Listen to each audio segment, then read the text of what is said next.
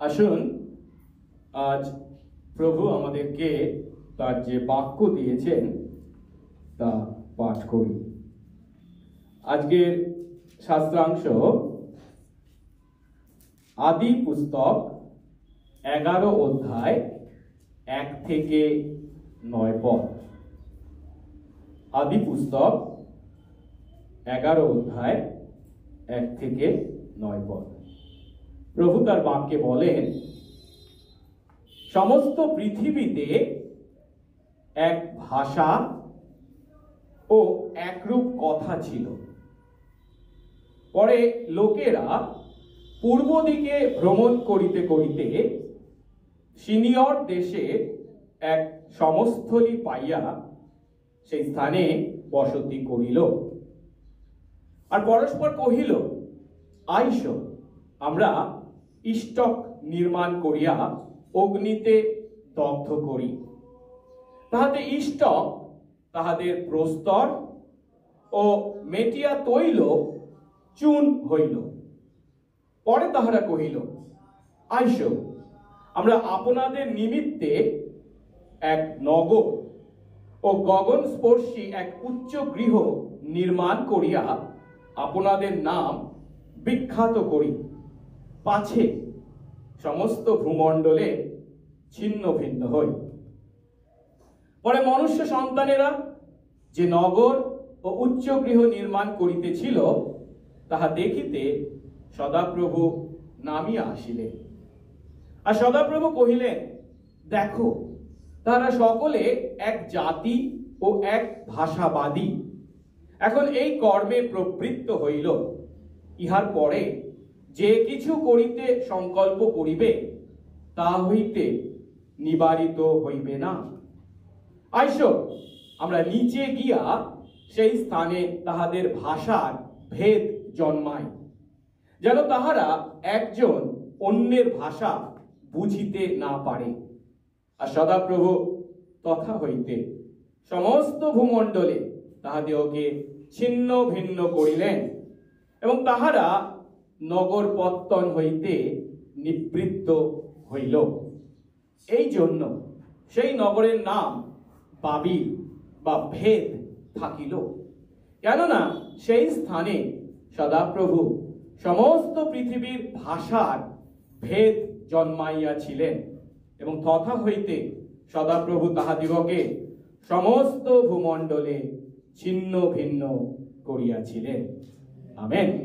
প্রার্থনা করি। পবিত্র মঙ্গলময় স্বর্গস্থ পিতা, তোমার ধন্যবাদ, তোমার প্রশংসা, তোমার গৌরব করি। তোমারই অনুগ্রহে তোমার কতিপয় দাস ও দাসী তোমার চরণ তলে আমরা মিলিত হয়েছি। প্রভু, তুমি যখন আমাদেরকে এই আশীর্বাদ করেছ, তোমার নামে, তোমার দিনে, তোমার গৃহে, তোমার সন্তান আমরা একসঙ্গে সত্য ও আত্মার তোমার ভজনা করার সুযোগ পেয়েছি।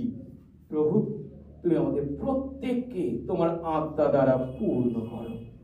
বিশেষ করে প্রভু, এই সময় যখন আমরা তোমার বাক্য পাঠ, অধ্যয়ন ও ধ্যান করতে চলেছি, এই যে তোমার বাক্য, তোমার আত্মা নিঃশ্বসিত বাক্য, সেই বিশ্বাসে প্রভু গো, আমরা তোমার সেই বাক্যের অর্থ আজ আমাদের জীবনে কি তা উপলব্ধি করতে তুমি আমাদের প্রত্যেককে আশীর্বাদ করো।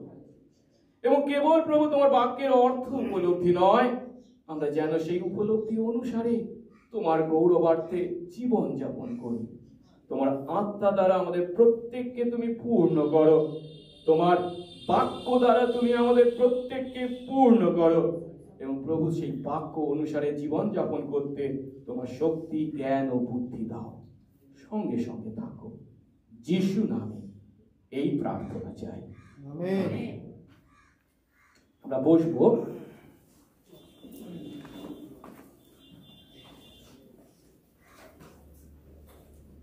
বড়দিন আর নতুন বছর আমরা অতিক্রম করেছি। আবার আমরা আমাদের স্বাভাবিক জীবনে ফিরে এসেছি। আর আপনাদের নিশ্চয়ই মনে আছে, বড়দিনের আগে আমরা আদি পুস্তক থেকে শিখছিলাম বা অধ্যয়ন করছিলাম। তাই আজ আমি আবার সেই আদি পুস্তকে ফিরে এসেছি। আমরা শেষ আদি পুস্তককে 9 অধ্যায় থেকে শিখেছিলাম। 10 অধ্যায়ে জেফত, হাম এবং শেমের বংশাবলী উল্লেখ করা হয়েছে এবং তারপর 11 অধ্যায়ে আমরা আজকে যে শাস্ত্রাংশ তা পাঠ করেছি, অর্থাৎ 11 অধ্যায়ের প্রথম 9টি পদ। এই 11 অধ্যায়ের প্রথম 9টি পদের মধ্যে 4 পদে আমাদেরকে বলা হয়েছে, পরে তারা বলল, এসো আমরা আমাদের জন্য এক নগর ও আকাশ স্পর্শী এক স্তম্ভ নির্মাণ করি এবং তার দ্বারা নিজেদের নাম বিখ্যাত করি, কেন পাছে সমস্ত ভূমণ্ডলে আমরা ছিন্ন ভিন্ন হয়ে পড়ি। সহজ কথায়, এই বাবিলবাসীরা সেই নগর এবং আকাশচুম্বী সেই স্তম্ভ নির্মাণ করতে চাইছে। কেন? তারা তার দ্বারা বিখ্যাত হতে চায়। কেন? তারা আর ছিন্ন ভিন্ন হতে চায় না, একই জায়গায় থাকতে চায়। কিন্তু যদিও এই ইচ্ছা তাদের ছিল, তারা তাদের ইচ্ছা অনুসারে কাজে হাতও লাগিয়েছিল, কিন্তু তাদের কাজ দেখে অসন্তুষ্ট হয়ে ঈশ্বর কি করলেন? 9 পদ দেখি, বলা হয়েছে, সেই স্থানে সদাপ্রভু সমস্ত পৃথিবীর ভাষার ভেদ জন্মিয়েছিলেন এবং সেখান থেকে সদাপ্রভু তাদের সমস্ত ভূমণ্ডলে ছিন্ন ভিন্ন করেছিলেন। তারা নিজেদের বিখ্যাত করে একটি জায়গায় একত্রিত বা সংগঠিত হিসাবে থাকবার ইচ্ছা করেছিল, যেন তারা ছিন্ন ভিন্ন না হয়। কিন্তু ঈশ্বর কি করলেন? তাদের মধ্যে ভাষার ভেদ জন্মিয়ে তাদেরকে সেই ভূমণ্ডলে সর্বত্র ছিন্ন ভিন্ন করলেন। একথার অর্থ, সেই সমস্ত লোক যে বিষয়টা এড়িয়ে যেতে চেয়েছিল, ঈশ্বর তাদের উপর সেই বিষয়টাই চাপিয়ে দিলেন। আর এটাই হলো ঈশ্বরের বিচার। মানুষ আমরা যখন আমাদের গর্ব এবং আমাদের মূর্খতায় আমাদের কাজ করি, তখন ঈশ্বর আমাদের সেই গর্ব এবং মূর্খতাকে এইভাবেই বিচার করে থাকে। আজ আমরা যে শাস্ত্রাংশ পাঠ করেছি, অর্থাৎ আদি পুস্তক 11 অধ্যায় 1 থেকে 9 পদ, সেখানে আমরা দেখতে পাচ্ছি যে বাবিল নগর কিভাবে গড়ে উঠেছিল এবং সেই বাবিল নগরের নামের প্রকৃত অর্থ কি। এখন এই বাবিল এই নামটা যদিও বাইবেলে আমরা পাই, কিন্তু বাবিলে যারা বসবাস করে তারা কিন্তু, সেই বাবিলের অধিবাসীরা এই নগরকে বাবিলি বলে, যার অর্থ ঈশ্বরের প্রবেশদ্বার। কিন্তু বাইবেল এই নগরকে কি বলছে? বাবিল, যে নামের অর্থ দ্বন্দ্ব বা বিভক্ত। এবং কারণটা এই শাস্ত্রাংশে আমরা পাঠ করেছি, ঈশ্বর এখানে তাদের মধ্যে ভাষাভেদ জন্মিয়েছিলেন। একজনের ভাষা অন্যজন বুঝতে পারেনি এবং তার ফলস্বরূপ তারা একে অন্য থেকে বিভক্ত হয়েছিল, ছিন্ন ভিন্ন হয়েছিল, ছড়িয়ে পড়েছিল। আজ যখন আমরা এই শাস্ত্রাংশ পাঠ করেছি এবং এই শাস্ত্রাংশের অর্থ উপলব্ধি করতে চাইছি, তখন প্রথমেই আমরা একটা প্রশ্ন করতে বাধ্য, আর সেটি হলো, আজ এই একবিংশ শতাব্দীর মানুষ আমাদের জীবনে এই বাবিল ঘটনা কোন অর্থ বহন করে? আধুনিক জগতে যে সমস্ত বিভিন্ন ঘটনা ঘটে চলেছে, সেই সমস্ত ঘটনার সঙ্গে এই বাবিল ঘটনার কি কোনো মিল আছে? উত্তর হলো, বাবিল ঘটনা হলো আমাদের এই আধুনিক জগতেরই প্রতিচ্ছবি মাত্র। কেন? কারণ এই বাবিল ঘটনা হলো আসলে ক্ষমতার লড়াইয়ের একটা পরিষ্কার বর্ণনা, পাওয়ার গেম। আজ একইভাবে পৃথিবীর মাটিতে সেই বাবিলবাসীদের ন্যায় আমরাও আমাদের শক্তি ও ক্ষমতার গর্বে আমাদের কাজ করে চলেছি। কিন্তু আমরা ভুলে যাই যে ঈশ্বর তার সার্বভৌম পরিকল্পনা অনুসারে তার কাজ করে চলেছে। তাই যখন আমরা আমাদের শক্তি এবং ক্ষমতার গর্বে নিজেদেরকে ঈশ্বরের উপরে স্থান দিতে চেষ্টা করি, তখন ঈশ্বর স্বয়ং আমাদেরকে বাধা দিয়ে থাকেন, আমাদের গর্ব এবং মূর্খতার বিচার করে থাকেন। এখানে বাবিলবাসীরা যে কাজটা করছে সেটা কি না, বাবিল নগর তৈরি করছে এবং সেখানে একটি বিরাট উঁচু আকাশচুম্বী স্তম্ভ বা টাওয়ার তৈরি করবার চেষ্টা করছে। কেন? যেন তারা পৃথিবীতে ছিন্ন ভিন্ন না হয়ে পড়ে। কিন্তু এর আগে আমরা দেখেছিলাম আদি পুস্তক 6 থেকে 9 অধ্যায়ে পৃথিবী যখন পাপে পরিপূর্ণ হয়েছিল তখন ঈশ্বর তাদের উপর বিচার করেছিলেন, সবাইকে এই পৃথিবী থেকে নিশ্চিহ্ন করেছিলেন, কেবল নোহ এবং তার পরিবার এই 8টি প্রাণীকে বাঁচিয়েছিলেন। আর সেই জলপ্লাবনের পর ঈশ্বর নোহ এবং তার বংশধরদের পুনরায় আদম এবং হওয়াকে যে আশীর্বাদ করেছিলেন সেই আশীর্বাদের কথা ঘোষণা করেছিলেন। 9 অধ্যায় 7 পদে কি বলেছিলেন? তোমরা প্রজাবন্ত হও, বহু বংশ হও। তারপর কি বলেছে? পৃথিবী প্রাণীময় করো এবং তার মধ্যে বৃদ্ধি পাও। এই যে এখানে পৃথিবী প্রাণীময় করো, তার কথার অর্থ কি? তোমরা এক জায়গায় কেবল সীমাবদ্ধ থেকো না, এই পৃথিবী সমগ্র অঞ্চলে তোমরা ছড়িয়ে পড়ো। কারণ এই পৃথিবীকে আমি আমার মনের মতো করে তোমাদের থাকবার বাসস্থান হিসেবে তৈরি করেছি। তার মধ্যে আছে বিভিন্ন বিষয় যা তোমাদেরকে একটা একটা করে আবিষ্কার করতে হবে, ছড়িয়ে পড়তে হবে, পৃথিবীকে প্রাণীময় করতে হবে।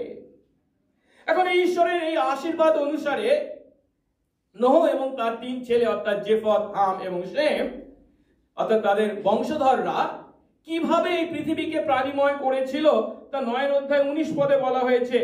9 অধ্যায় 19 পদে স্পষ্ট করে কি বলা হচ্ছে যে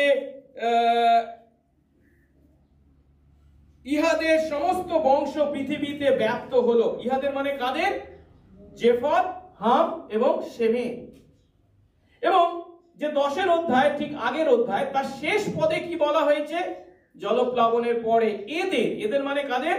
জেফত, হাম এবং শেম মানে নোহের 3 ছেলে থেকে উৎপন্ন নানা জাতি পৃথিবীতে বিভক্ত হলো, যার অর্থ এদের বংশধররা পৃথিবীর বিভিন্ন অঞ্চলে ছড়িয়ে পড়লো। খুব ভালো কথা। যখন তারা এইভাবে পৃথিবীর সর্বত্র ছড়িয়ে পড়েছে তখন তাদেরই মধ্যে একটা দল কি বলা হচ্ছে? সিনিয়র দেশের সমস্থলী বা সমতল ভূমিতে বাস করতে শুরু করেছে। 11 অধ্যায় 2 পদে পরে লোকেরা পূর্ব দিকে ভ্রমণ করতে করতে সিনিয়র দেশে এক সমতল ভূমি পেয়ে সেই স্থানে বসবাস শুরু করলো। এখন এই সিনিয়র দেশের যে কথা এখানে উল্লেখ করা হয়েছে এটি কোথায়? তার উত্তর আমরা 10 অধ্যায়ে পাই। যখন আমরা 10 অধ্যায় দেখি সেখানে দেখতে পাই 10 অধ্যায় 10 পদে হামের এক বংশধরের নাম উল্লেখ করা হয়েছে যার নাম ছিল নিমরোদ। এবং সেই নিমরোদ বিভিন্ন স্থানে তার রাজ্য বিস্তার করেছিল এবং সেই তার রাজ্যের অংশগুলি কোথায় কোথায় ছিল আমরা দেখি। 10 অধ্যায় 10 পদ বলা হচ্ছে সিনিয়র দেশে বাবিল, এখানে বাবিল মানে বর্তমানে যা মেসোপটেমিয়া মানে পরিচিত, আর কোথায়? এরক আর অক্কদ আর কলনি, এই সকল স্থান তাঁর অর্থাৎ নির্মদের রাজ্যের প্রথম অংশ ছিল। অর্থাৎ হামের বংশধর নির্মদ এই বাবিলে এসে বসবাস শুরু করেছিলেন এবং তার রাজ্যের অংশ করেছিলেন। তাই সহজেই ধরা যায় আজ 11 অধ্যায়ে যাদের কথা বলা হয়েছে পূর্ব দেশে তারা রওনা দিয়েছিল এবং এসে এই সিনিয়র দেশে মানে এই বাবিলে এসে উপস্থিত হয়েছিল এবং সেখানে বসবাস শুরু করেছে, তারা কারা? হামের বংশধর। আর যে অংশটার কথা বলা হয়েছে সিনিয়র দেশের বাবিল, তার মানে হচ্ছে টাইগ্রিস আর ইউফ্রেটিস এই নদী দুটোর মধ্যখানে যে উপত্যকা ছিল সেই সমতল ভূমিতে তারা তাদের বাস শুরু করেছিল। এছাড়াও আমরা এর আগের অধ্যায় থেকে 10 অধ্যায় থেকে জানতে পারি যে হামের বংশধররা শিল্প এবং প্রযুক্তিবিদ্যায় যথেষ্ট দক্ষ ছিল। আর তাই এই শিল্প এবং প্রযুক্তিবিদ্যায় দক্ষ হামের বংশধররা এই স্থানেও অর্থাৎ এই সিনিয়র দেশের বাবিলেও তারা কি করে, তার প্রমাণ রাখে যে তারা কতখানি শিল্প এবং প্রযুক্তির বিদ্যায় দক্ষ। কিভাবে? তারা পরিবেশের সঙ্গে খাপ খাইয়ে মাটি দিয়ে ইট তৈরি করা শুরু করে। শুধুমাত্র তাই নয়, সেই ইটকে আবার আগুনে পুড়িয়ে শক্ত সমর্থ করে। কিন্তু ইটের উপর ইট লাগানোর জন্য কি দরকার? সিমেন্টের দরকার। তখন তাদের কাছে সিমেন্ট ছিল না, তার পরিবর্তে তারা মেটিয়া তেল বলে একটি তেল তৈরি করে, যার দ্বারা একটা ইটের উপর সেই মেটিয়া তেল লাগিয়ে আরেকটা ইট লাগিয়ে তারা বাড়ি বা অট্টালিকা নির্মাণ করতে শুরু করে। এ কথাই 3 পদে বলা হয়েছে। আর তারা একে অন্যকে বলল, এসো আমরা ইট নির্মাণ করে আগুনে পুড়াই। আর তাতে ইট তাদের কি হলো? পাথর হলো, এবং মেটিয়া তেল তাদের কি হলো? চুন হলো। এই চুন কথা বুঝতে পারছি। এখন তো আমাদের ইটের উপর ইট সিমেন্ট বালি দিয়ে লাগানো হয়। আগেকার দিনে কি বলা হতো? একটা ইটের উপর একটা ইট, আমি দেখেছি, আমি ছোটবেলায় দেখেছি, চুন সুরকি দিয়ে লাগানো হতো। যে কালো কালো কি একটা থাকতো, তার মধ্যে কিছু চুন থাকতো, তাই তো? এরা চুন সুরকিও নয় বা সিমেন্ট নয়, তখনকার দিনে তারা এই মেটিয়া তেল তৈরি করেছে, যার দ্বারা একটা ইটের উপর আরেকটা ইটকে তারা লাগিয়ে তাদের বাড়ি বা অট্টালিকা নির্মাণ করত। এখন এইভাবে যারা যখন শিল্প এবং প্রযুক্তিতে যথেষ্ট উন্নতি লাভ করেছে, যথেষ্ট তারা ক্ষমতার অধিকারী হয়েছে, তখন তারা নিজেদের জন্য একটা নগর তৈরি করা। শুধু নগর নয়, সেই নগরের মধ্যস্থানে একটা আকাশচুম্বী, আকাশ ছোঁয়া একটা স্তম্ভ বা টাওয়ার নির্মাণের পরিকল্পনা করলো। এখন এই স্তম্ভ বা টাওয়ার তারা নির্মাণ করছে যখন, তারা কি করতে চাইছে বা জগৎকে কি বলতে চাইছে? যে কথা বলতে চাইছে তা কি? আমরা হলাম এক শক্তিশালী জাতি, আমাদেরকে যেন কেউ তুচ্ছ না করে। অর্থাৎ এর দ্বারা তারা পৃথিবীতে তাদের নিজেদের নাম বিখ্যাত করতে চেয়েছিল।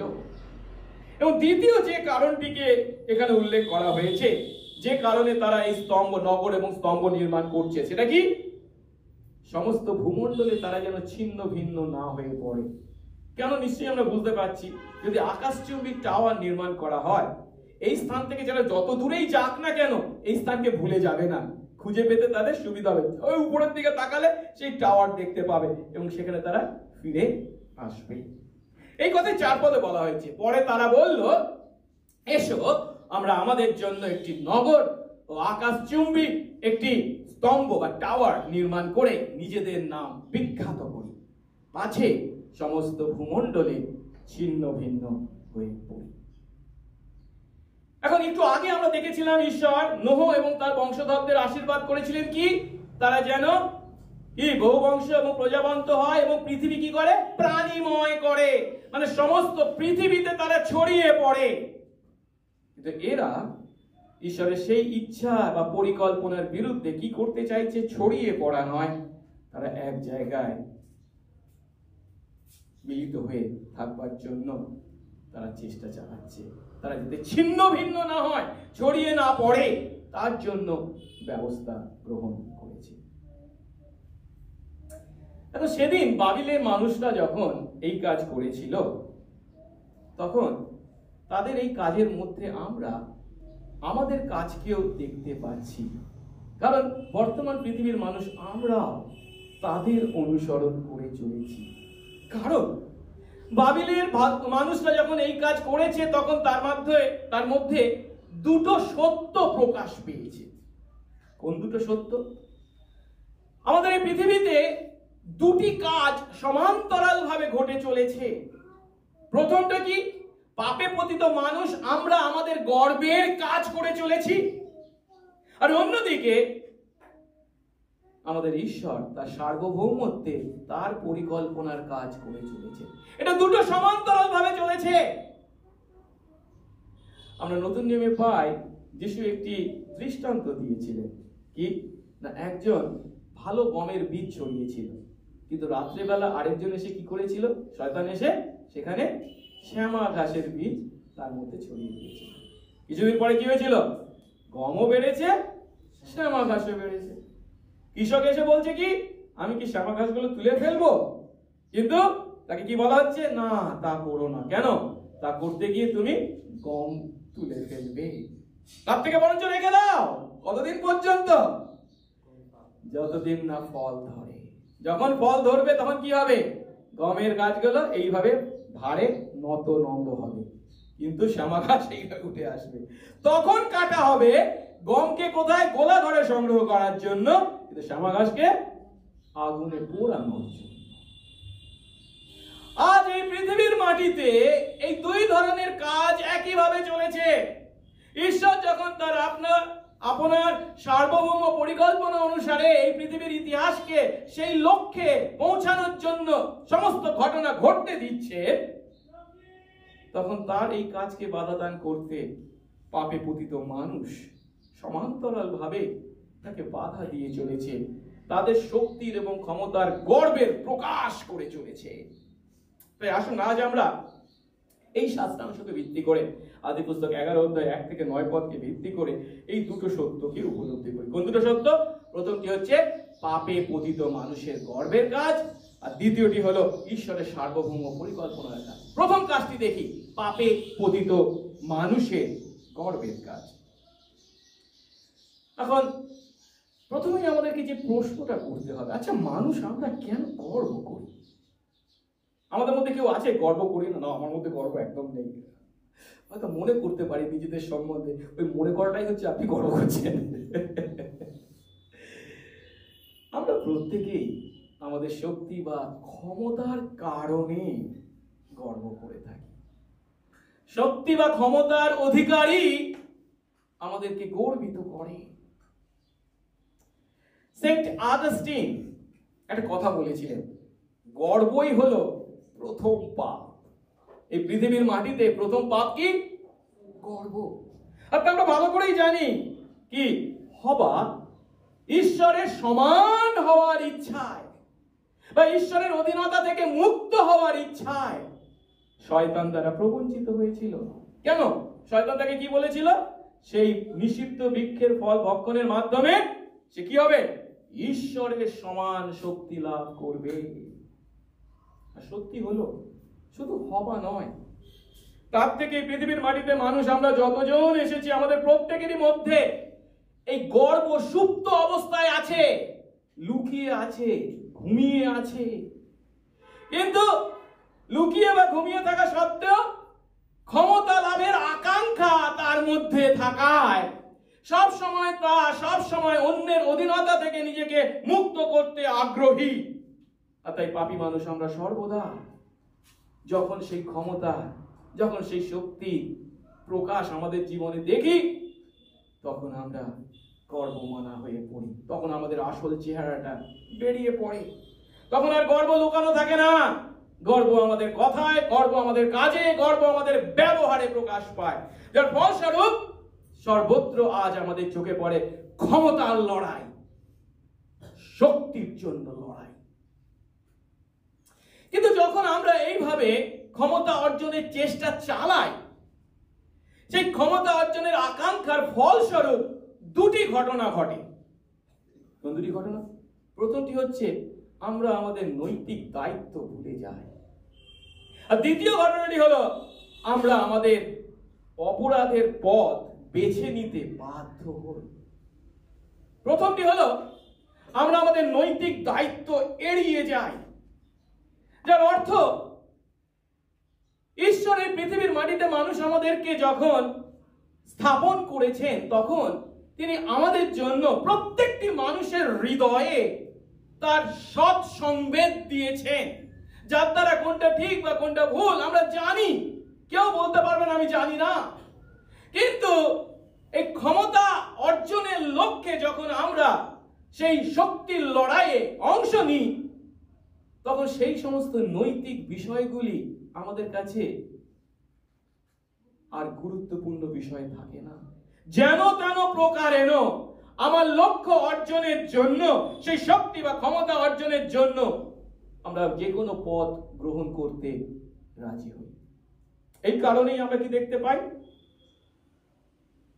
দৌড়বিড়রা কি করে, তাদের রেসিং এ প্রথম স্থান অধিকার করবার জন্য কি করছে, বিভিন্ন নিষিদ্ধ ড্রাগ সেবন করে। এই কারণেই রাজনৈতিক নেতারা ভোটের সময় কি করছেন, যত ধরনের অনৈতিক পদ্ধতি থাকে তা গ্রহণ করতেও তারা দ্বিধা করেন না। এবং ইতিহাস আমাদেরকে সাক্ষ্য দেয় খুব স্পষ্ট করে, মানুষ যখন ঈশ্বরকে বাদ দিয়ে নিজের ক্ষমতার শিখরে উঠেছে, তখন অন্য মানুষদের উপর তারা কি মারাত্মক অত্যাচার চালিয়েছে। কেন? ন্যায় নীতি সব হারিয়ে ফেলেছে তারা। ইতিহাস আমাদের কাছে সাক্ষ্য দেয়, হিটলারের দ্বারা প্রায় 1,70,00,000 মানুষের মৃত্যু হয়েছিল। স্টালিনের 50 বছরের আধিপত্যে প্রায় 2,70,00,000 প্রাণ বিনষ্ট হয়েছিল। প্রশ্ন হলো, কেন এমন ঘটে? মূলত দুটি বিষয়কে আমরা নির্দেশ করতে পারি, যে কারণে এই ক্ষমতা অর্জনের লক্ষ্যে আমরা ন্যায় নীতিকে বা নৈতিকতাকে জলাঞ্জলি দিই। প্রথমটি হলো মানুষের অশান্ত মন, আর দ্বিতীয়টি হলো মানুষের অবাস্তব পরিকল্পনা। কি বলতে চাইছি, মানুষের অশান্ত মনের কথা হলো, আমরা যত বেশি ক্ষমতা বা শক্তির অধিকারী হই, আমরা তত বেশি সেই ক্ষমতা বা শক্তি হারাবার ভয়ে ভীত হই। যদি আমি এটাকে হারিয়ে ফেলি, এই ক্ষমতা এই শক্তি যদি আমার আগামীকাল না থাকে, শক্তি বা ক্ষমতার অধিকার আমাদেরকে তা হারাবার ভয়ে ভীত করে। আর তার জন্য আমরা আরো বেশি ক্ষমতা, আরো বেশি শক্তির আকাঙ্ক্ষী হই, যেন যে ক্ষমতা বা শক্তির অধিকারী এখন আমরা, তা আমাদেরকে হারাতে না হয়। এই ঘটনাই আমরা বাবিল ঘটনার মধ্যে দেখতে পাচ্ছি। কেন? আচ্ছা, আমরা 4 পদ দেখি। বলছে, এসো আমরা আমাদের জন্য একটি নগর ও আকাশস্পর্শী একটি স্তম্ভ নির্মাণ করে নিজেদের নাম বিখ্যাত করি। খুব ভালো কথা, কিন্তু তারপরে কি বলছে, পাছে সমস্ত ভূমণ্ডলে ছিন্ন ভিন্ন হয়ে পড়ি। আচ্ছা, এই বাবিলে আর অন্য কেউ ছিল কি? কেউ কি তাদেরকে ভয় দেখিয়েছে তোদেরকে আমরা ছিন্ন ভিন্ন করে ফেলবো? না, তারা সেখানে যথেষ্ট ক্ষমতার অধিকারী ছিল, কিন্তু তা সত্ত্বেও যে ক্ষমতার তারা অধিকারী হয়েছে তা হারাবার ভয় তারা করছে, পাছে আমরা সমস্ত ভূমণ্ডলে ছিন্ন ভিন্ন হয়ে পড়ি। যদিও ছিন্ন ভিন্ন করতে তাদেরকে কেউ ভয় দেখায়নি, কারণ কেবল তারাই সেখানে বসবাস করছিল, তবুও তারা মনে মনে তা হারাবার ভয়ে ভীত হয়েছিল। আর তাই যে ক্ষমতা তারা অধিকার করেছে তা যাতে তারা না হারায়, সেই শক্তি এবং সেই ক্ষমতাকে আঁকড়ে ধরে রাখার জন্য তারা এই আকাশ ছোঁয়া স্তম্ভ নির্মাণে ব্রতী হয়েছিল। এ কথা আজ একবিংশ শতাব্দীর মানুষ আমাদের জন্য একইভাবে প্রযোজ্য। আমরা যত ক্ষমতা বা শক্তির অধিকারী হই, বিশেষ করে তা যদি আমরা ঈশ্বরকে বাদ দিয়ে নিজেদের ক্ষমতায় অর্জন করে থাকি, সব সময় আমাদের মধ্যে ভয় থাকবে কি, যদি আমি হারাই। এমন অনেক চীন দেশের নেতাদের কথা আমরা পাই, বা সোভিয়েত দেশের নেতাদের কথা পাই, তারা ঘুমানোর সময় রাতে ভালো করে ঘুমাতে পারতো না। কেন? বালিশের তলায় তারা পিস্তল রাখতে হতো। কারণ কে তার সঙ্গে কখন বিশ্বাসঘাতকতা করবে, মরার ভয়। এত শক্তি, এত ক্ষমতার অধিকারী হওয়া সত্ত্বেও হারাবার ভয়ে তারা কতখানি ভীত সন্ত্রস্ত জীবনযাপন করেছে। এখন শুধু যে মানুষের অশান্ত মনের কারণ তা নয়, তার আরো একটি কারণ হচ্ছে মানুষের অবাস্তব পরিকল্পনা। এর অর্থ হলো, আমরা যখন শক্তি বা ক্ষমতা লাভ করি তখন আমরা আমাদের বাস্তবকে উপেক্ষা করতে শুরু করি। অর্থাৎ বাস্তবে যা কখনো সম্ভব নয়, যুক্তিসঙ্গত নয়, এমন বিষয়ও আমাদের পক্ষে করা সম্ভব, এমন কথা আমরা চিন্তা করতে শুরু করি। কারণ সেই গর্ব আমাদেরকে এমন চিন্তা করতে বাধ্য করে। বাবিলের লোকেরা যে আকাশ ছোঁয়া স্তম্ভ নির্মাণে ব্রতী হয়েছিল, তার মধ্যেও আমরা এই সত্যকে দেখতে পাই। অবশ্যই তারা পরিবেশ পরিস্থিতির উপরে যথেষ্ট ক্ষমতার অধিকারী হয়েছিল, তাই তারা ইট তৈরি করছে, তাই তারা তা পুড়িয়ে শক্ত করছে, মেটিয়া তেল তৈরি করেছে, ঠিক কথা। কিন্তু তারা যে পরিকল্পনা করছে সেটা কি? আকাশ ছোঁয়া টাওয়ার নির্মাণের কথা। এটা কি তাদের পরিবেশ বা পরিস্থিতিতে বাস্তবায়ন করা সম্ভব ছিল? তারা ইট বা মেটিয়া তেল তৈরি করেছে, ঠিক কথা, কিন্তু সেই ইট বা মেটিয়া তেল দিয়ে আকাশ ছোঁয়া স্তম্ভ নির্মাণ করা কি সম্ভব ছিল? আমরা পুরোনো দিনের কথা চিন্তা করি। একটু আগে বলেছি, ইটের উপর ইট লাগানো কি চুন সুরকি দিয়ে, সিমেন্টও নয়, চুন সুরকি দিয়ে কতটা বাড়ি আপনি বানাবেন? কিন্তু তাদের গর্ব তাদের বাস্তবকে উপেক্ষা করতে বাধ্য করেছিল। কারণ গর্ব তাদেরকে কি বলেছিল? তোমাদের অসাধ্য কিছুই নেই। আর এই কথা একইভাবে আজ আমাদের জীবনেও প্রযোজ্য।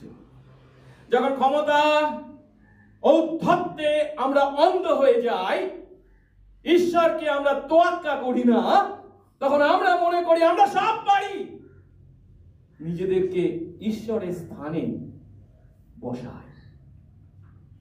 এখন এই যে বাবিলের লোকেরা নিজেদের সম্বন্ধে চিন্তা করেছে কি এটা তাদের কাছে কিছুই অসাধ্য নয়, তারা আকাশ ছোঁয়া সেই টাওয়ার নির্মাণ করতে পারে, তাদের এই ভুল ধারণাকে দেখে ঈশ্বর ব্যঙ্গ করে কি বলছেন 6 পদ দেখি।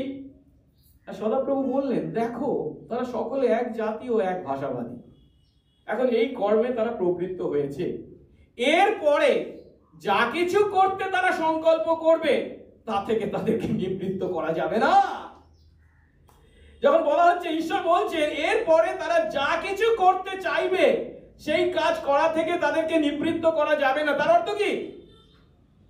ঈশ্বরকে তোয়াক্কা না করে তারা যা কিছু করতে চাইবে, এই পৃথিবীকে ধ্বংস করবার জন্য যা কিছু করার জন্য সে কাজ তারা হাত লাগাবে, একবারের জন্য তারা চিন্তা করে দেখবে না এর দ্বারা কার কি ঘটতে চলেছে, কি হতে পারে, এর পরিণতি কতখানি মারাত্মক হতে পারে, তারা সেই সমস্ত কাজ করবে, তা থেকে তাদেরকে নিবৃত্ত করা যাবে না, করা হবে না। আজ আমরা কি করছি? আমরাও কি আমাদের ক্ষমতা ও শক্তির গর্বে কাজ করে চলেছি? আমরাও কি তাদের ন্যায় যে ক্ষমতা বা শক্তি লাভ করেছি তা হারাবার ভয়ে ভীত? আমরাও কি আমাদের শক্তি ও ক্ষমতায় এতখানি গর্ব করি যে আমাদের অসাধ্য কিছুই নেই এমন জ্ঞান করি? প্রভু আমাদের আশীর্বাদ করুন। খ্রিস্ট বিশ্বাসী আমরা যেন নিজেদের শক্তিতে নয়, কিন্তু প্রভুর শক্তি ও ক্ষমতায় গর্ব করি। যে প্রভুর শক্তি ও ক্ষমতা কার মাধ্যমে প্রকাশ পেয়েছে? যীশু খ্রিস্টের ক্রুশীয় মৃত্যুর দ্বারা। সেই ক্রুশই হলো আমাদের পাপ থেকে উদ্ধার করবার একমাত্র শক্তি ও ক্ষমতা।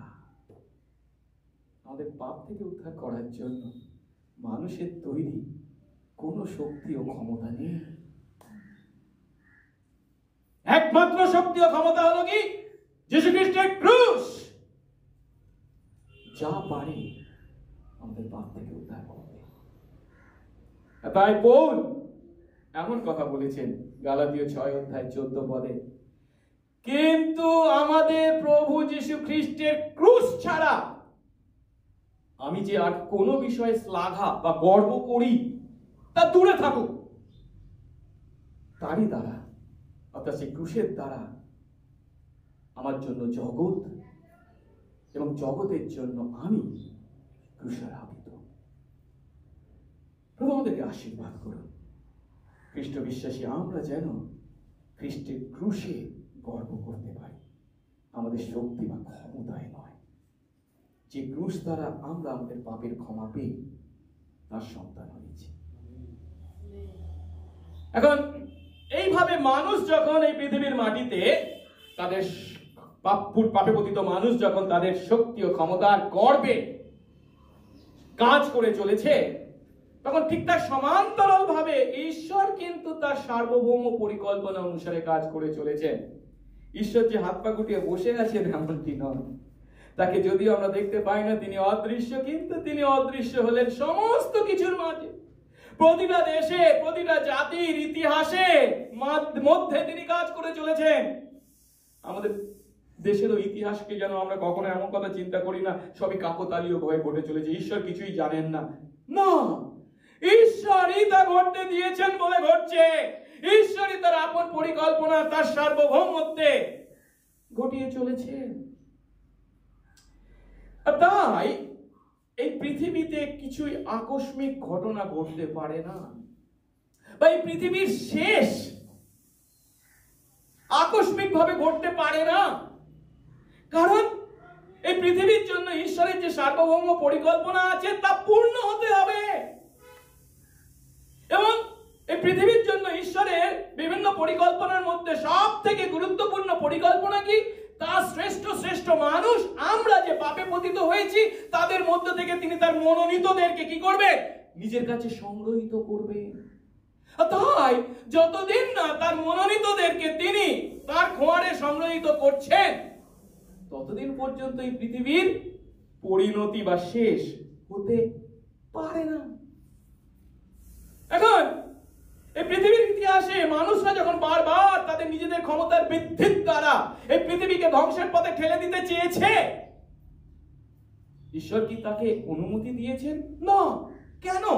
তার কারণ তার মনোনীতদের পূর্ণ সংখ্যা এখনো সংগ্রহিত হয়নি। তাই পৃথিবীকে ধ্বংস করবার মানুষদের এই সমস্ত চক্রান্তকে তিনি প্রতিহত করেছেন। এখানেও সেই একই কাজ। ঈশ্বর তার দূরদৃষ্টি দিয়ে দেখতে পেয়েছিলেন আজ তারা নগর বা আকাশচুম্বী টাওয়ার নির্মাণ করছে, কিন্তু আগামী দিনে তারা যা কিছু করতে চাইবে, অর্থাৎ পৃথিবীকে ধ্বংস করার পথে তারা এগিয়ে যখন চলবে, তাকে তো তিনি প্রশ্রয় দিতে পারেন না। তাই তিনি তাদের কাজকে বাধা দিয়ে তাদের সেই গর্বের বিচার করেছিলেন। কিভাবে? তাদের মধ্যে তিনি ভাষাভেদ জন্মিয়েছিলেন। ভাষাভেদ জন্মিয়েছিলেন নিশ্চয়ই বুঝতে পারি, একে অন্যের ভাষা আর তারা বুঝতে পারছে না। তার আগে পর্যন্ত সমস্ত কিছু তারা এক ভাষা ছিল, সেই সব বুঝতো, কোনো অসুবিধা ছিল না। এই ইট নিয়ে এসেছে, এই মেটিয়া তেল নিয়ে এসেছে, এখানে লাগা, খুব সুন্দরভাবে তৈরি করা হচ্ছিল। কিন্তু তারপর যখন তিনি তাদের মধ্যে ভাষাভেদ করে দিয়েছে, তখন কি ওকে বলা হয়েছে ইট নিয়ে আসছে, সে কি আনছে? মেটিয়া তেল নিয়ে আসছে। ওকে বলছে এইখানে রাখ, ওইখানে নিয়ে যাচ্ছে। এইভাবে কি কাজ করা যায়? আর সেই ভাষাভেদের ফলস্বরূপ তারা একে অন্যের সঙ্গে যোগাযোগ করতে ব্যর্থ হলো, আর তারই ফলস্বরূপ তাদের সেই স্তম্ভ নির্মাণের যে পরিকল্পনা ছিল তা তারা ত্যাগ করতে বাধ্য হলো। 8 পদে বলা হয়েছে, আর সদাপ্রভু সেখান থেকে সমস্ত ভূমণ্ডলে তাদের ছিন্ন ভিন্ন করলেন এবং তারা সেই নগর নির্মাণ থেকে নিবৃত্ত হলো।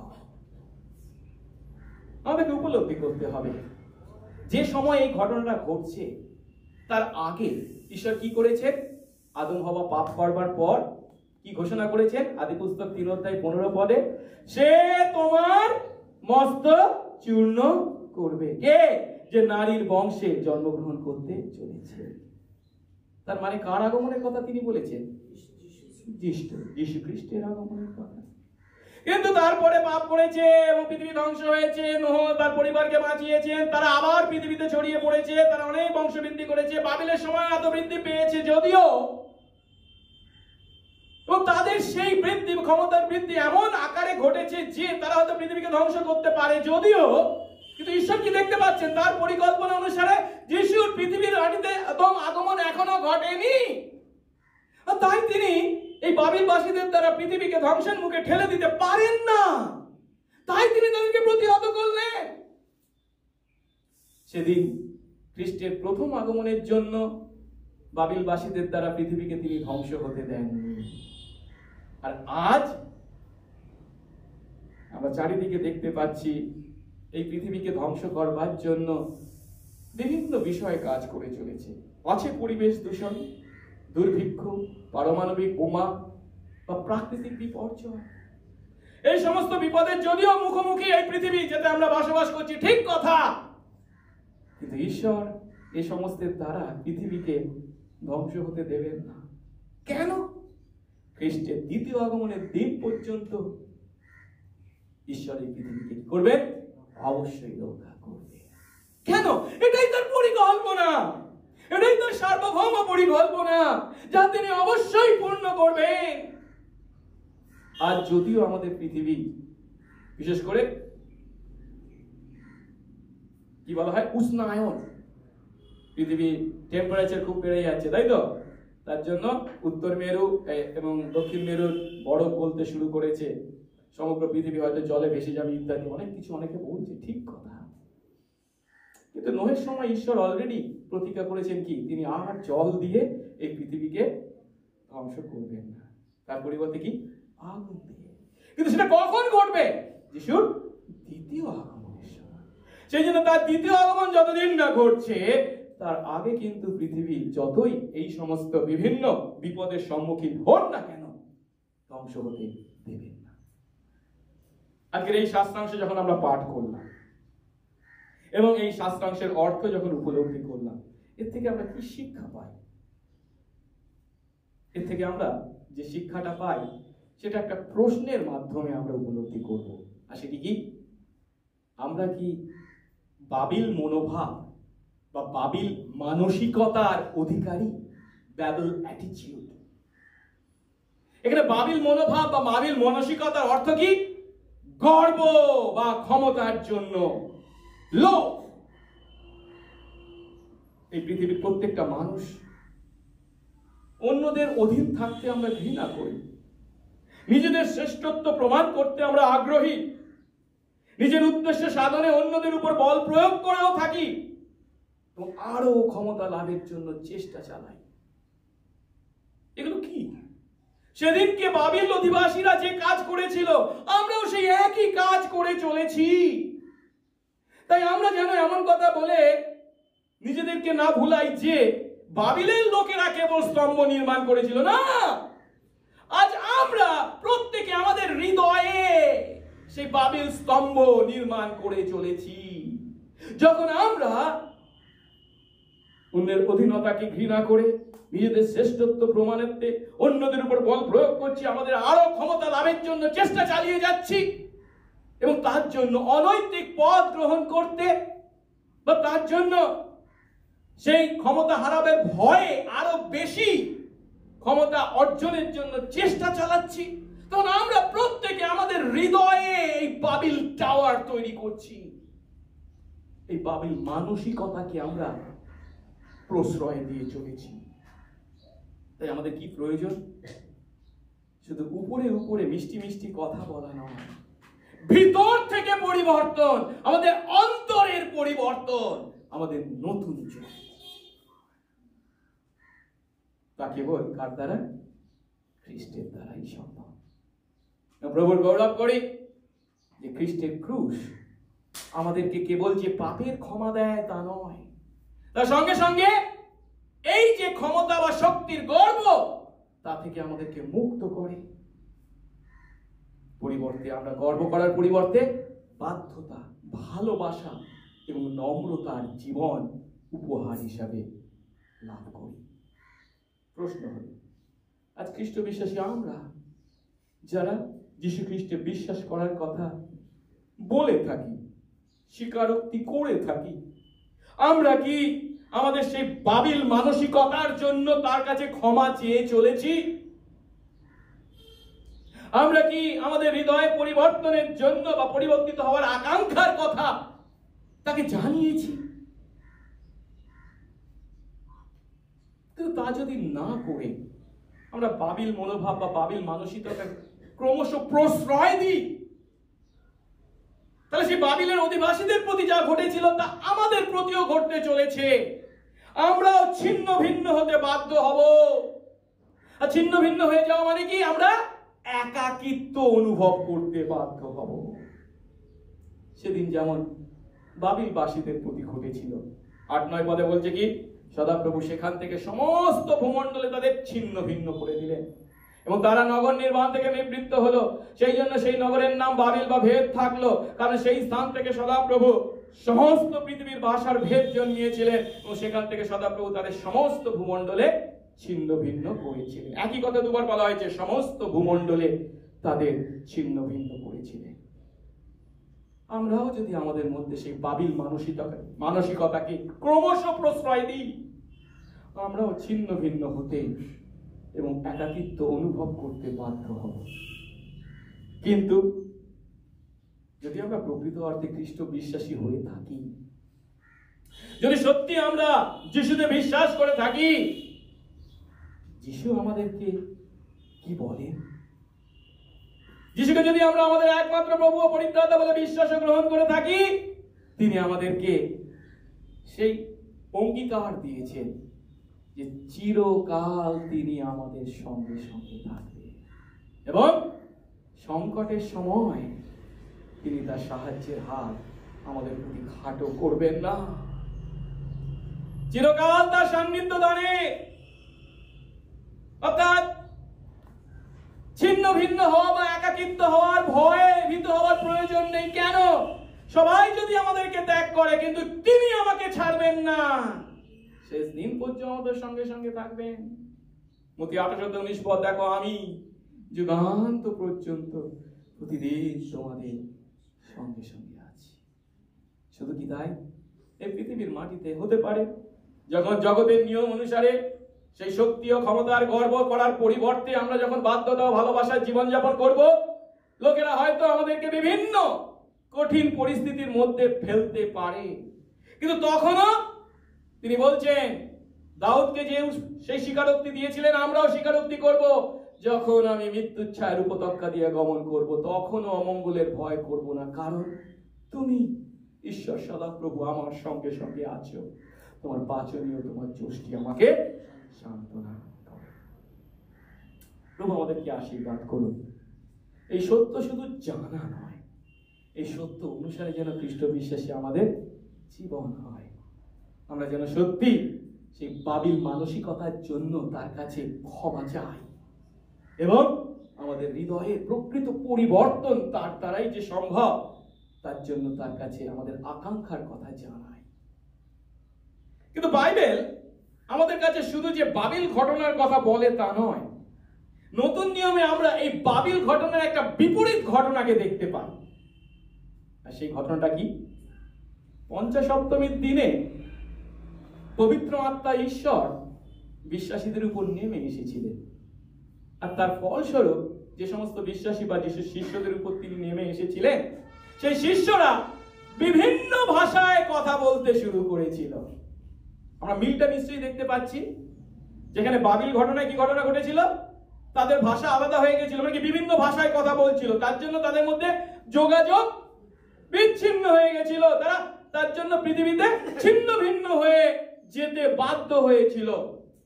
কিন্তু এই ঘটনার বিপরীত ঘটনা পঞ্চসপ্তমীর দিনে ঘটছে, যখন সেখানেও শিষ্যরা বিভিন্ন ভাষায় কথা বলছে, একে অন্যের ভাষা আলাদা, ঠিক কথা, কিন্তু সেদিন তিনি কি করছেন? বাবিলের ভাষাভেদ যে মানুষদেরকে ছিন্ন ভিন্ন করেছিল, পঞ্চসপ্তমীতে শিষ্যদের দ্বারা বিভিন্ন ভাষায় ঈশ্বরের গৌরব কীর্তনের মাধ্যমে সেই সমস্ত মানুষটা কি হচ্ছে? মণ্ডলীতে একত্রিত হয়েছে। এর অর্থ কি? এর অর্থ ঈশ্বর তার পরাক্রমে, তার সার্বভৌম ইচ্ছা এবং পরিকল্পনা অনুসারে একই কাজকে কি ভিন্ন পদ্ধতিতে বা ভিন্ন অর্থে ব্যবহার করতে পারে। বাবিলেও তিনি ভাষাভেদ করলেন, পঞ্চসপ্তমীর দিনেও তিনি ভাষাভেদ করলেন, কিন্তু বাবিলের ভাষাভেদ ছিল তাদের পাপের প্রতি শাস্তি, যার ফলস্বরূপ তারা ছিন্ন ভিন্ন হতে বাধ্য হয়েছিল। কিন্তু পঞ্চসপ্তমীতে তাদের মাঝে তিনি বিভিন্ন ভাষায় ঈশ্বরের গৌরব কীর্তন করবার যে সুযোগ দিলেন, যে আশীর্বাদ দিলেন, তা সেই জেরুসালেমে যে বিভিন্ন অঞ্চল থেকে মানুষরা এসে মিলিত হয়েছিল, তারা তাদের নিজেদের ভাষায় ঈশ্বরের গৌরব কীর্তন শুনল এবং যিশুতে বিশ্বাস করলো, ঈশ্বরের কুমারে সংগঠিত হলো। অর্থাৎ কি, মণ্ডলীতে একত্রিত হওয়ার আশীর্বাদে আশীর্বাদ যুক্ত হল। আর তাই এই বাবিল ঘটনার যে বিপরীত ঘটনা পঞ্চসপ্তমীর দিনে ঘটেছিল, তার ফলস্বরূপ বাবিল মনোভাব বা বাবিলের যে মানসিকতা ছিল, তার বিপরীত মানসিকতা এই প্রথম মণ্ডলীর বিশ্বাসীদের মধ্যে আমরা দেখতে পাই। যে লোকেরা পৃথিবীতে বিভিন্ন ভাষায় কথা বলার দ্বারা ছিন্ন ভিন্ন হয়ে পড়েছিল, পঞ্চসপ্তম দিনের ঘটনার দ্বারা ঈশ্বর যখন খ্রিস্টে তাদেরকে মিলিত করলেন, মিলিত হয়ে মণ্ডলীর অংশীভূত হয়ে তাদের মানসিকতা আর বাবিল মানসিকতা না, তার বিপরীত বিশ্বাসীদের মধ্যে ঐক্য ও ভালোবাসার মানসিকতায় রূপান্তরিত হয়েছিল। যে কথা আমরা প্রেরিত 2:44 থেকে 47 পদে দেখতে পাই। পঞ্চসপ্তমী সেই দিনের ঘটনার পর বিশ্বাসীরা যখন মণ্ডলীতে মিলিত হয়েছে, তারা কি করছে? বলছে, যারা বিশ্বাস করলো তারা সকলে একসঙ্গে সমস্তই সাধারণে রাখত, স্থাবর হোক অস্থাবর হোক সম্পত্তি বিক্রয় করে যার যেমন প্রয়োজন সেই অনুসারে সকলকে অংশ দিত। আর তারা প্রতিদিন এক চিত্তে ধর্মধামে নিবিষ্ট থেকে এবং বাটিতে রুটি ভেঙে উল্লাসে ও হৃদয়ের সরলতায় খাদ্য গ্রহণ করত। তারা ঈশ্বরের প্রশংসা করত, আর কি সমস্ত লোকের প্রতি তারা প্রীতির পাত্র হলো। আর যারা পরিত্রাণ পাচ্ছিল, প্রভু দিন দিন তাদেরকে তাদের সঙ্গে সংযুক্ত করবে। বাবিল মনোভাব যখন নিজের শ্রেষ্ঠত্ব প্রমাণে তাদেরকে ছিন্ন ভিন্ন করেছিল, একাকিত্বে তাদেরকে পর্যবসিত করেছিল, তখন পঞ্চসপ্তমীর বিভিন্ন ভাষায় কথা বলার দানের মাধ্যমে পৃথিবীর মানুষ যারা ছিন্ন ভিন্ন ছিল তারা মিলিত হয়েছে। আর মিলিত হয়ে কতখানি তাদের মধ্যে সেই ঐক্য ও ভালোবাসা ও সংহতির মনোভাব তাদের মধ্যে তৈরি হয়েছে, যার চূড়ান্ত নিদর্শন আমরা দেখতে পাচ্ছি। আজ বিশ্বাসী আমরা জগতের মানুষের জীবনধারাকে অনুসরণ করব। জগতের মানুষের জীবনধারা কি? বাবিল মনোভাবের বহিঃপ্রকাশ, ঔদ্ধত্য, ক্ষমতা লিপ্সা, বল প্রয়োগ বা ক্ষমতার লড়াই। না, প্রভু আমাদেরকে আশীর্বাদ করুন। খ্রিস্ট বিশ্বাসী আমরা যেন বাবিল মনোভাব বা বাবিল মানসিকতা ত্যাগ করি, খ্রিস্টীয় মানসিকতায় জীবনযাপন করি। আর সেই খ্রিস্টীয় মানসিকতা কি?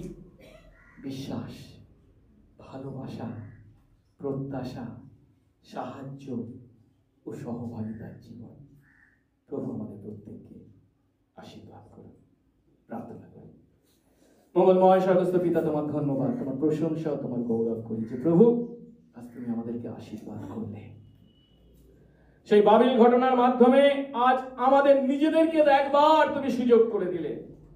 সেদিন সেই বাবিলবাসীরা ক্ষমতার উদ্ধত্তে যে কাজ করেছিল, আজ প্রভু আমরাও অনেক সময় তোমাকে ভুলে গিয়ে তোমার বিপরীতে নিজেদেরকে আমরা সেই ঔদ্ধত্যের চরম সীমায় উপস্থিত করি, যার দ্বারা প্রভু আমরা নিজেদেরকে ছিন্ন ভিন্ন করি, একাকিত্ব অনুভব করতে বাধ্য করি, নৈতিকতার জলাঞ্জলি দিয়ে বা সেই সমস্ত কাজ যা তুমি ঘৃণা করো তা করতে বাধ্য হই। ফলস্বরূপ হারানোর ভয়ে আমরা আরো বেশি ক্ষমতার অধিকারী হতে চাই।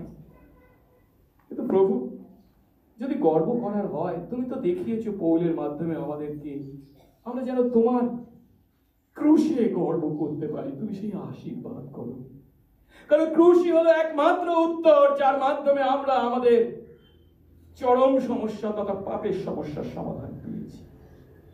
আর তাই প্রভু, আজ বিশ্বাসী আমরা যেন বাবিল মানসিকতা নয়, খ্রিস্টীয় মানসিকতায় একে অন্যের প্রতি আমরা যেন ঐক্য, ভালোবাসা, প্রত্যাশা, বিশ্বাস, সেবা ও সহভাগিতার জীবন যাপন করি।